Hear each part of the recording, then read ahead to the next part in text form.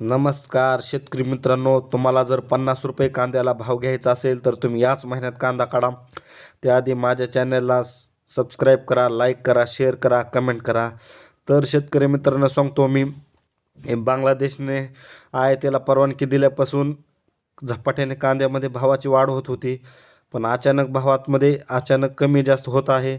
आता जो 45-47वर भाव गेलेला अचानक 28, 27, 25 इथपर्यंत आला आहे.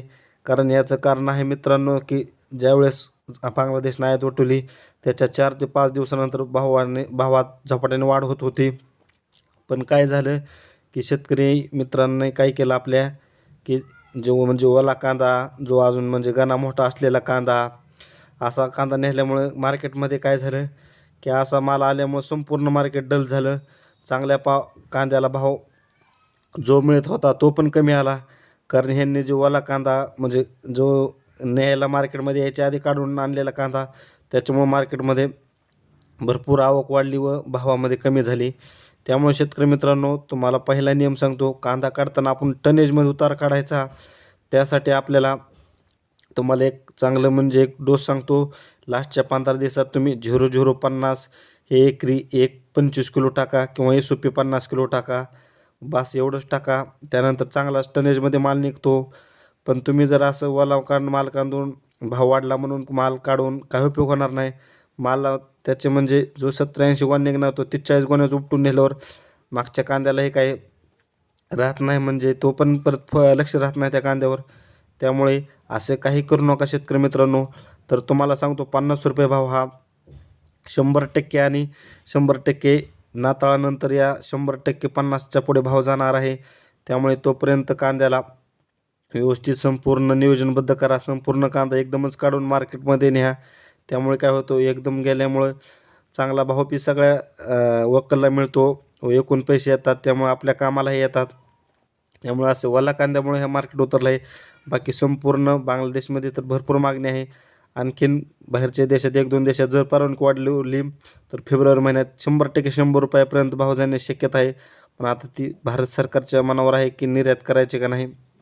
त्यामुळे शेतकरी मित्रांनो, तुम्ही कृपया करून ओला कांदा नेऊ नका. त्यामुळे ज्यांचा कांदा चांगला आहे त्यांच्याही मार्केटवर परिणाम होतो. सगळ्यांनी ओला कांदा घेतल्यामुळं मार्केटमध्ये आवकची संख्या वाढते व आवक वाढली की बाजार आपोआप पडतो. कुठल्याही शेतीमालाचं तसंच असतं.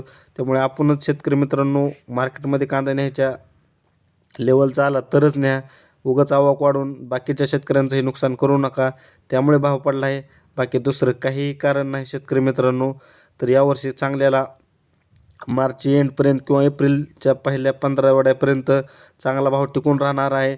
जोपर्यंत आत्ता लावलेला गेल्या महिन्यात फुरसुंगी कांदा येत नाही तोपर्यंत, म्हणजे ॲव्हरेजचा कांदा येत नाही तोपर्यंत भाव टिकून राहणार आहे. तरी शेतकरी मित्रांनो, घाई करू नका. तुम्हाला ही कळकळीची विनंती आहे, भाव चांगला राहणार आहे. यावर्षी पावसामुळे, अवकाळी पावसामुळे व मान्सूनच्या पावसामुळे भरपूर पावसाळी कांदे गेले आहेत. त्यामुळे आता जुना स्टॉक होता त्यामुळे इतके दिवस भाव वाढत नव्हता. पण बांगलादेशने आयातीला परवानगी दिल्यापासून झपाट्याने भाव वाढ होत आहे. फक्त हा ओला कांदा नेत असल्यामुळे शेतकरी भावावर परिणाम होत आहे बाकीच्या कांद्याचे. त्यामुळे शेतकरी मित्रांनो, ओला कांदा नेऊ नका. व आपल्या कांद्याला एक तुम्हाला सांगतो, सध्याच्या म्हणजे वातावरणातील फवारणी, सध्या भुरी व करप्यावरच्या फवारणीसाठी तुम्हाला स्वस्त आणि एक नंबर औषध सांगतो. तुमचा जर लिंबावडा कांदा झाला असेल तर तुम्ही सुरुवातीला फॉलिक्युअर हे बायर कंपनीचे येतं, हे 20 लिटर पंपासाठी 12 ते 15 मिली घ्या.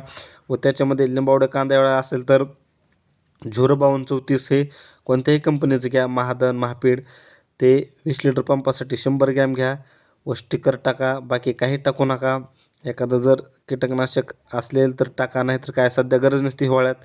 अशाच व्हिडिओसाठी माझ्या चॅनलला सबस्क्राईब करा मित्रांनो. शेतकरी मित्राला तुमच्या साथ द्या, शेअर करा, कमेंट करा. धन्यवाद.